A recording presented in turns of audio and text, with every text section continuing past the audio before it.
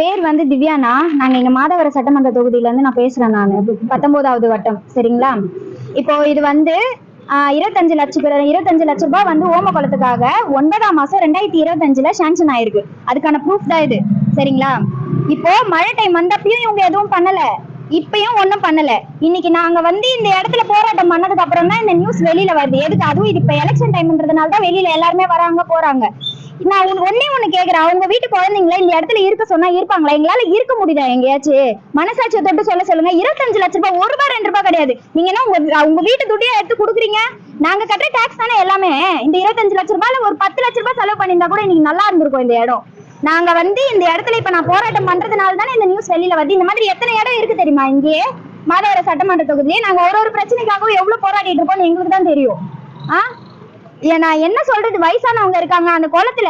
கிட்டத்தட்ட ஒரு 2-3 குழந்தைங்க உள்ள விழுந்து அவங்க அப்பா அண்ணன் தம்பி எல்லாம் நீச்சல் அடிச்சு போய் தூக்கிட்டு வந்திருக்காங்க குழந்தைங்களை. இது வரைக்கும் அந்த குழந்தைங்களுக்கு ஏதாச்சும் ஒண்ணு ஆயிருந்ததுன்னா, போன உயிர் ஏதாச்சும் ஆயிருந்ததுன்னா, போன உயிர் இவங்க அங்க திருப்பி கொடுப்பாங்க. என்ன சொல்லுவாங்க? 5 லட்சம் ரூபாய் கொடுக்குறோம், 10 லட்சம் ரூபாய் கொடுக்குறோம்னு அப்படியே ஆஃப் பண்ணிருப்பாங்க. நாங்க இதை விடுற மாதிரி கிடையாது. எங்களுக்கு எங்க இடம் நல்லபடியா வரணும், நல்லபடியா கொடுக்கணும். இந்த 25 லட்சம் ரூபாய் எங்க போயிடுச்சுன்னு எங்களுக்கு பதில் சொல்லியே ஆகணும். பணமே இல்லன்னா பரவாயில்ல, நான் 25 லட்சம் ரூபாய் சேங்ஷன் ஆயிருக்கலாம். அந்த பணம் எங்க? எங்களுக்கு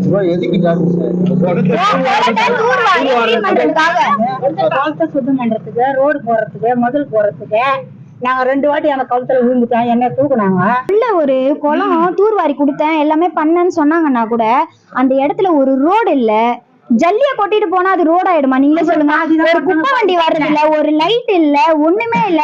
நாங்க என்ன, எங்களுக்கு சொத்து வேணும், நீங்க இது வேணும், எங்களுக்கு நகை வேணும், பணம் வேணும், நகை. நிம்மதியான வாழ்க்கை தானே கேக்குறாங்க. நிம்மதியா உட்காந்து ஒரு வாய் சாப்பிட முடியுதா அந்த வீட்டுல உட்காந்து? சொல்லுங்க. யாராச்சும் நிக்க முடியுமா? வந்தாங்க, அதை பார்த்தாங்க, கிளம்பிட்டாங்க. அந்த வழியில நாங்க எத்தனை வாட்டி போறோம். அடிக்க வந்தாருன்னு சொல்லிட்டு சொன்னாங்க. ஆமா, கவுன்சிலர் ஆளுங்க அடிக்க வந்தாங்க. நாங்க எதுவுமே கேட்கவே கூடாதா? நாங்க எதுவுமே பண்ண கூடாதுங்களா?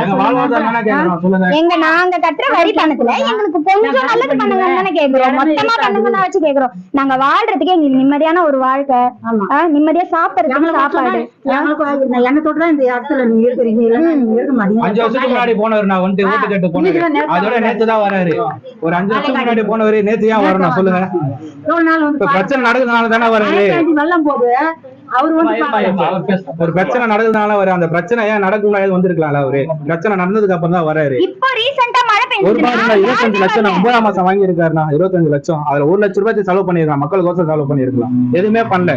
ஒரு ரோடு இல்ல, லைட் இருக்கா? எதுவுமே கிடையாது.